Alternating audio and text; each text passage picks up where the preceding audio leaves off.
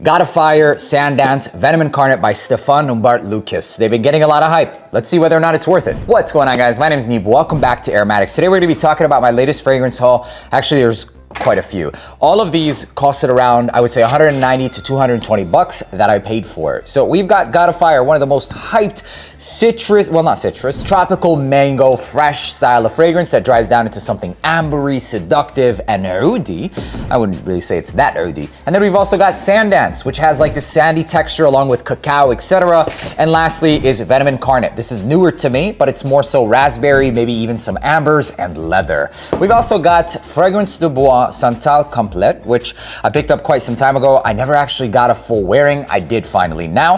And lastly is going to be the newest release from Kenzo, and this is Kenzo Homme Indigo. Now, all of these fragrances I paid for myself, and it was not cheap. The only thing you have to do is hit that subscribe button. Let's go ahead and get started with the first fragrance that I'm not really that excited about. It's called Kenzo Homme Indigo. The whole Kenzo lineup I've never really been that crazy about, so I'm not a fan to begin with. But this one is more so of their marine take, and it also has the note of iris and leather. The note breakdown itself looks relatively simple. It's C notes, it's iris and leather. Of course, it's gonna have some of the original DNA from the original DNA, and that's kind of the reality with this one. It has some of those light and brittle style of woods, along with that marine, along with something leathery that I personally just don't really enjoy. Although we only have a 3-note breakdown, I can get that original Kenzo DNA, something that's woody as well, and almost kind of recreates the scent of these, the bamboo sticks. But this is being their more marine take. It's okay, but it's not a bad fragrance by any means, but it's just how I feel about it. It's okay. If I were to have to rate this one, it's like 5.7. Just, it is what it is. So in terms of recommendations, whether or not I'd buy this, recommend it, I guess it was kind of a waste for me because this is all I have to say about it. So it is what it is. Moving on to the next one. This is called Santal Complete by Fragrance de Bois. This is not cheap. I bought a tester and it was for around maybe 200 bucks, $190. One of the studs is not on the actual cap itself. And the fragrance has a lot of, believe it or not, coconut, despite the fact that it's supposed to be this centered around sandalwood fragrance, but it kind of is. The actual note breakdown of this one includes that coconut and obviously sandalwood. This is something in between something fresh and also ambery, not really quite going into either side of the direction completely. The actual note breakdown of this one includes coconut, lemon, there's also violet, black pepper, musk, vanilla, sandalwood, and amber. So through and through, you get the sandalwood-based fragrance. That's something in between a little bit of freshness coming from that top with the lemon citrus along with the coconut, and that in the mid and heart of the fragrance is more so powdery than anything, drying down into something woody, but retaining that powdery nuance. Even the woody aspect of this fragrance is going to really capture the whole sandalwood or the powdery nature of certain sandalwood fragrances. So I like that aspect of the scent profile. What I wasn't expecting is going to be the coconut, but I have to admit, the coconut use in this fragrance is actually pretty good because coconut itself can sometimes come off like lotion, creamy, etc. And that isn't dosed up that high in order to just go towards the lotion territory. I think it's just enough to help recreate some of the creamy effects you'll get with the use of sandalwood, a high quality sandalwood note. This giving a little bit of an aspect to that and really enhancing more so on the powdery nuance, not really allowing it to just go straight up dry and woody, adding a little bit of a fatty nature to it, giving it more depth and body. It smells good, it smells high quality, high end, and I would personally say that this is relatively unisex. The most masculine trait about this one is going to be the black pepper, giving it this rougher and rugged edge that is softened out with everything else that I mentioned, including the violet, which does contribute that powdery nuance to it, and also that musk as it starts to dry down. Overall, I think it's a great scent profile. It is pretty expensive, but it's not anything that I'm like, wow, that's crazy. The quality of this one shines. It's like really, really up there. But the fragrance and the scent profile itself is something that I was like, okay, you know, it's good, but that's it. It's like a 7.7 for me, maybe even a 7.6. Great, high quality, but just, I don't know, it's just not bold enough. It has character, but not depth and body. That's how I feel about this one. It's really good, but that's it. Like, I forgot about it already. So there you go. The last thing I will leave you with this fragrance is that you can smell that it's expensive. Moving on to the last three, or I'm just grouping them, the three from Stefan Humbert Lucas. Each one of these ranged anywhere from $185 to $225, all of which I paid for it, like I said, beginning, and it was not cheap, and it hurt. It definitely hurt. So let's go ahead and start off with Gotta Fire. This is the hype anthem, honestly. It is really that good.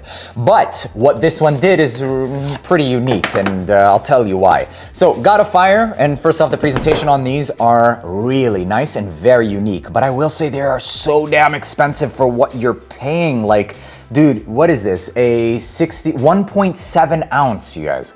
1.7 ounce for around $200. But then again, we're getting 1.7 ounces for 450 bucks nowadays. So it's on the cheaper end of things. That's crazy. Let me know how you guys feel about that. So moving on to the scent profile. This is definitely something invigorating. It's very carbonated. It's very lively. It's even got this like kick factor that like wakes you up and even puts a smile on my face personally. It's like a carbonated mango soda, if you will, at least in the opening. And as it starts to dry down, it really warms up, develops like a body to the fragrance that's warm, ambery, and woody. It notes the note of oud, but it doesn't go animalistic. It doesn't really have any authentic style of oud. More so what you get with this is kind of like this. Imagine if you were to get a mango smoothie and it's just with carbonated water. That's what I get with this one. Not something that's going to go too much into the creamy and lactonic vibe, still very effervescent and having that very sparkling and light effect to it with some body underneath. And that's why I said a mix between the smoothie and the soda. With that being said, the main notes of this fragrance include that ginger and mango. There's also a pretty decent dose of some berries and lemon, all of which I feel like are just supporting notes to really adding some of that freshness. As it starts to dry down, you're going to get this sweetened coumarin, the tonka bean, along with the amber and the woods. I think all in all, this is a very nicely blended fragrance, and the score for this one would be like a 9.75. It's really good, especially if you like tropical fragrances. But one of the main reasons I also picked this one up is because I wanted to really do a comparison with Vulcan Fouet. Let me grab that actually. And oh my God, it has been a long time since I've said something is like 95% close, but I would say that this is like 96% close. Vulcan Fouet is incredible. It gets a lot of the same effervescence, that ambroxan, the sparkling effect, the berries, the ginger. This is next level stuff. Now this is not 220 bucks, and I mean, when you put them side by side, it really makes it a hard catch. I don't regret this. The presentation, the name, right? You're paying for that as well, I suppose, even though Stefan, it is what it is. The craftsmanship, all that good stuff. I have it, I don't regret it. But this is probably gonna be around 60, 65 bucks. And it's more juice, and it smells a lot like this. Also, this one, when I spray it on, it stays in the room for the entire day, almost the entire day. And the it's next level stuff. This, incredible. I mean, Vulcan Fouet, just because of the value, I would personally place it at a 10 out of 10. I will say that the main differences might be the fact that this one has a little bit more of that lemon at the top and all that stuff, but still, bro, you're talking about more juice. You're talking about for like 20, 30% of the price and more juice. The quality, I'd place it right there next to it. I don't regret God of Fire. I'd buy it again, honestly, but it is what it is. For those of you who are trying to save a couple bucks and not even smell like you're saving a couple bucks, that's a good one to go with. Next one up is called Sand Dance. This one is supposed to be warm, ambery, spicy, cacao and stuff. And you guys, I'm not picking this up just for the dupe purposes. Honestly, I wanted to pick this up regardless, and I was going to anyway. It just so happened that there is a dupe that, why not compare it? And instead of telling you guys, oh, this is really good of it, and not really having it on hand, and just saying, I used to have it, or having a sample, I feel like it serves better purpose when you can actually test them. One on this arm, one on that arm. And that's exactly what I've been doing and am going to be doing even more. Now, this is another fragrance that has whiskey, coriander, along with cacao, sandalwood. And as it starts to dry down, you get a lot of resins. It's that benzoin and styrax, along with some woods as well. There are a couple of other notes at the top, including sesame, very unusual, and anise seed, contributing more spice. I would say that the spices of coriander, along with the anise seed, gives it that grainy, sandy texture. And also that cacao and sandalwood combination gives it a powdery vibe. So it's almost like you literally smell like the grains of sand, except the grains of sand themselves has a little bit of sweetness, has some warmth, has some depth, but I don't know if I really like the sweetness and the depth of this one. And the reason I say that is because the resins in this, or the waxy vibes, the ambers, makes it a little too waxy for my taste, almost borderline plasticky. If there's a lot of resins, it can kind of go into the plastic territory. And that's kind of how I feel about this one. Now, I still say that this is a good fragrance and one of the top, especially in terms of like you guys, if you look on Fragrantica, etc., other databases, including Profumo, etc., you'll see that this is one of the high ranked. And I mean, I can see it, but I just have to note that the base of this fragrance is annoying. It's plasticky, and it also is borderline headache inducing, at least for me. There is another fragrance that's called Vulcan Sable, and I might as well get it. And it looks like this. So there's definitely a trend here, right? Yeah. Anyways, so both of these smell alike, except I'll give it to the Sand Dance. It has that texture of the sand. And this one, not quite. Tones down some of the spices, but also that plasticky, waxy territory or vibe is also toned down in this, doing it a little bit of a favor. Now I'll go on record saying that the scent profile in itself might be even a little bit too much for me. It does go into like the dark resin, especially with Styrax. I find it to go a little bit more plasticky than I personally like. So it has that vibe in this one, but even that vibe is toned down a little bit more so in Vulcan Sable. So cacao, powdery woods, ambers, rich ambers, a little bit vanillic on the undertone, and that whiskey at the top with the sandy textures where you're gonna get with both of these. This one toning down some of the spice, also some of the ambers, but not all of them. And that's pretty much it. So both of these, I mean, if I were to rate this one, it would probably be like a 7.2 or even a 7.15. And this one being damn near the 7.15, maybe even a 7.25, just cause it tones it down just a little bit. But both of them, I'm not that crazy. But if you do want a taste for the premium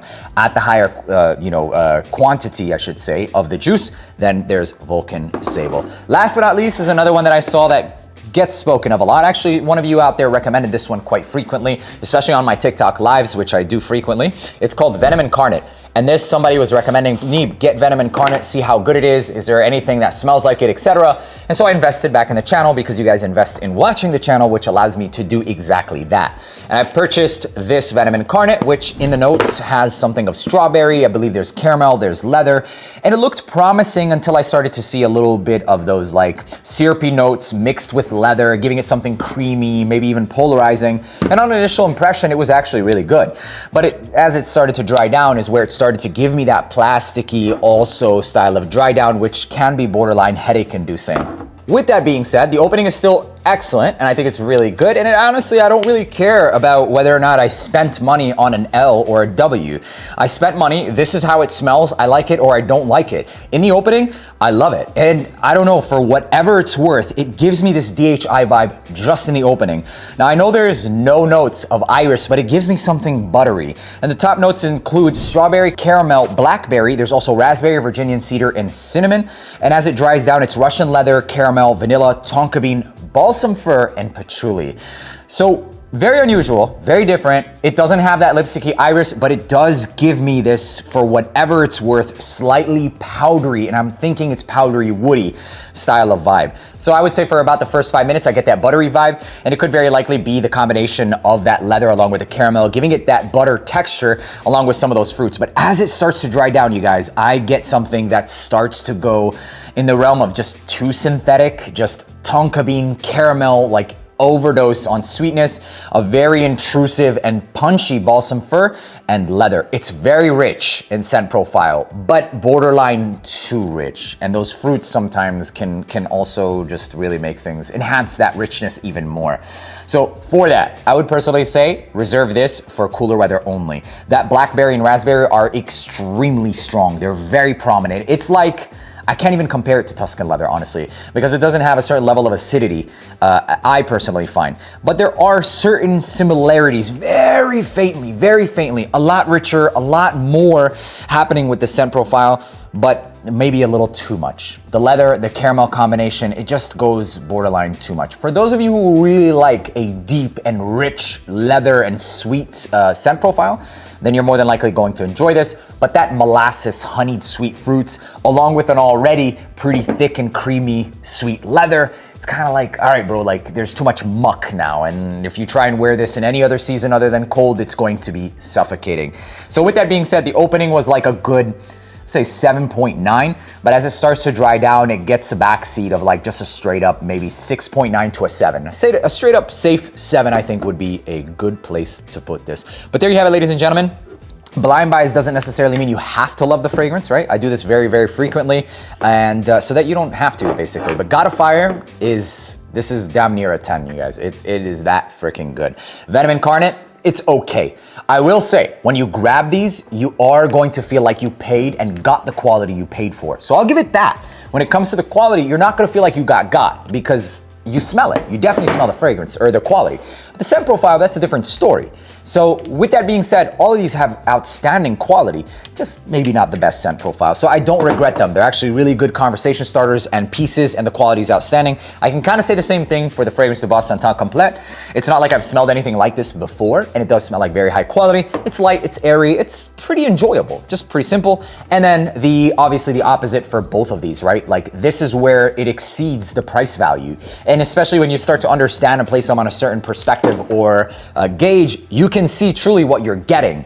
Like at one point, you know, they're not this quality for the price. And it's kind of like, all right, you're gonna take some cons and pros and shit. And that's still the case with a lot of them. But like Vulcan Fouet, this is how I determine like what's gonna be the next banger. Because there is no con. Like the price per ml, I almost flicked you guys off. The price per ml, the quality of the juice, comparison to what you get at a 4 times the fucking price. It's crazy, it's mind blowing, it's easy. It's an easy decision to make. I'd buy them again, both.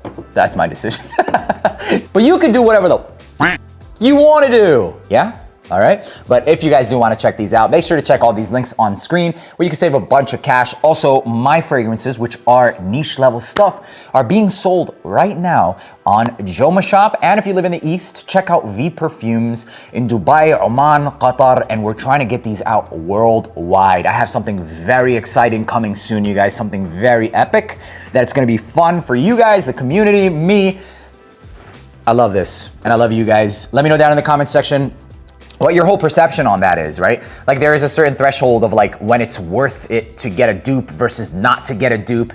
And honestly, you guys, in the podcast, we'll be talking about certain levels of like even niche fragrances that take inspiration. Yeah, so inspiration is normal, but there is a certain level of creativity that does come with certain brands. My name is Neve. Thank you for tuning back in Aromatics, and I'll see you in the next one. Peace.